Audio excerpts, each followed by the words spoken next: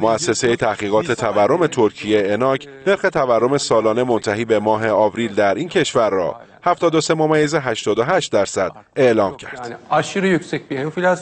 هرچند سازمان آمار برای بازه زمانی مشابه رقم 37.86% را اعلام کرده، اما بسیاری معتقدند ارقام اناک که یک مؤسسه غیر دولتی است به واقعیت نزدیکتر است.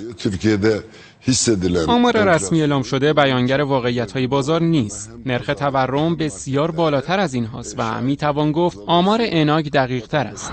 سردمدار این نرخ تورم سالانه تغییرات اجاره بهای مسکن بوده است.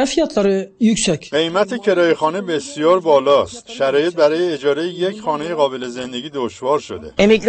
حقوق بازنشستگی من 19,000 لیره و برای اجاره خونه 15,000 لیر پرداخت میکنم. در واقع چیزی برای سایر مخارج باقی نمیمونه. مواد غذایی هم بنابر ارقام رسمی تورم 36% را تجربه کردند. حقوقمون کافی نیست. هنوز نتونستم چیزی از بازار بخرم. دارم برمیگردم خونه. قیمت میوه و سبزی بسیار گران شده. هر ماه نسبت به ماه قبل میزان خریدمون کمتر میشه. وزیر خزانه‌داری و دارایی ترکیه میگوید برنامه اقتصادی دولت نرخ تورم را تا پایان سال میلادی به میزان قابل قبول خواهد رساند. باید کمی صبر کرد. با سیاست‌های پولی و مالی در پیش گرفته شده تا پایان سال میلادی نرخ تورم به 20% کاهش می‌یابد.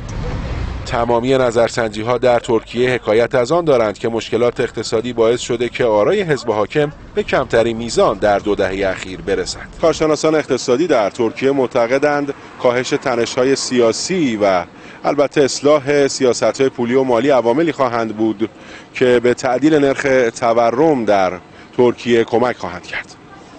فرزاد آذری، بقا، خبرگزاری صدا و سیما، ترکیه، آنکارا.